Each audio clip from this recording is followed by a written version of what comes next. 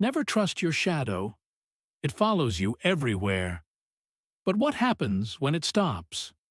When it pulls itself free and comes for you?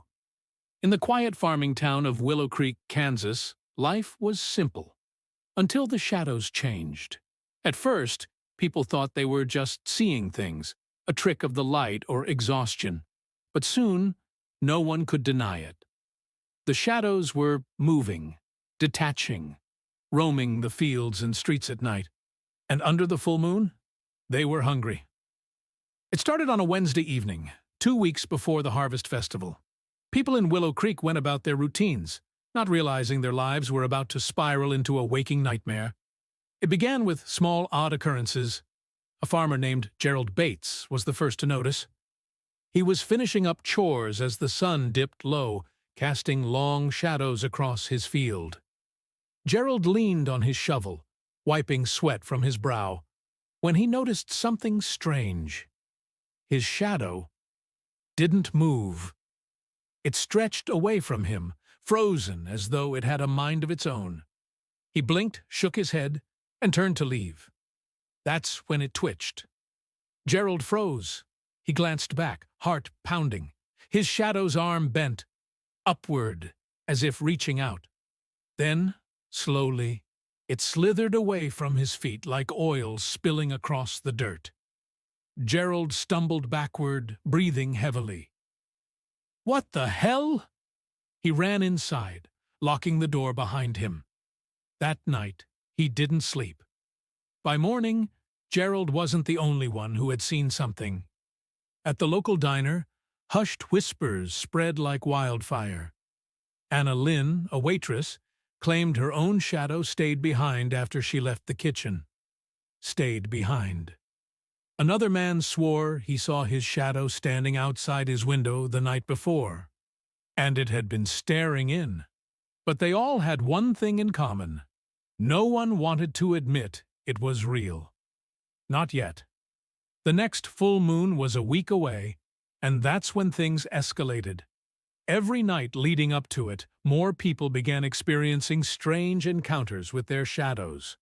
Some shadows lingered just a little too long, dark and heavy against the ground. Others moved on their own, slipping around corners or crawling up walls. One teenager, Tommy Harrelson, had the worst encounter yet.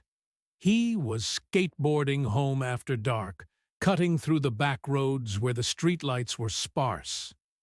As he rolled past an old barn, he saw something move in the field beside him. At first, he thought it was an animal, but then he noticed it stayed flat, black, and long. His shadow was skating beside him. Detached. Tommy pushed harder, his board rattling beneath him. The shadow followed. Faster. Closer. When he reached the turn to his house, it darted ahead, cutting him off. Tommy swerved, crashing hard onto the pavement. He groaned, his arm scraped and bleeding. Slowly, he looked up. And there it was. His shadow, standing upright, watching. It had no face, no eyes, but Tommy could feel it staring. No, no, no, no! He scrambled to his feet, sprinting the last 2 blocks home. His parents found him shaking in his room, refusing to talk about what happened. By the next morning, everyone in Willow Creek had heard about Tommy's shadow. The town fell into an uneasy silence. No one stayed out after dark. Lights went off earlier. People avoided looking down at their own feet. Then, the full moon arrived. The Harvest Festival was canceled that year, but it didn't matter. The full moon rose high, silver and cold, casting the entire town in sharp relief.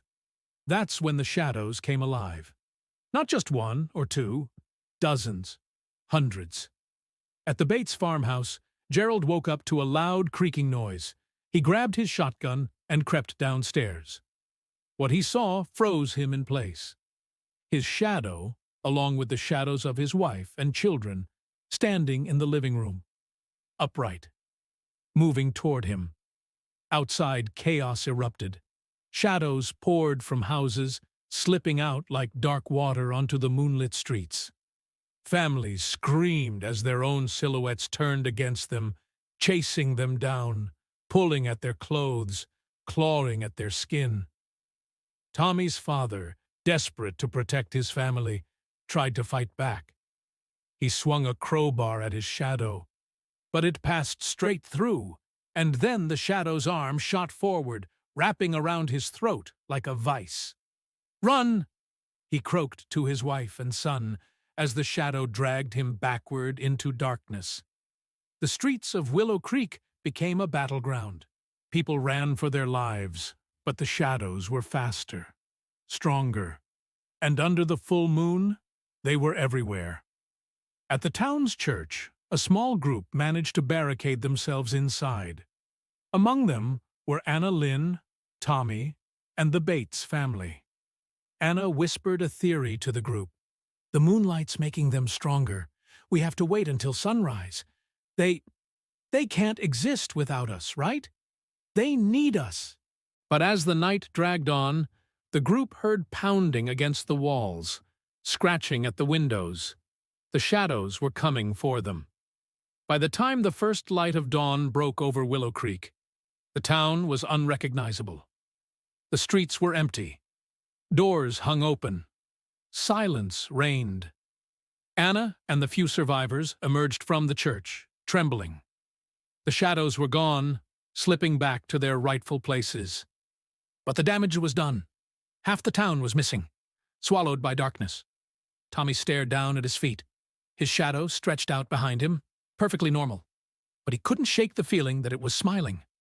And in the fields beyond Willow Creek, where no one dared look, the shadows waited. Because the next full moon was only weeks away. Never look away from your shadow. And if you enjoyed this story, don't forget to subscribe for more.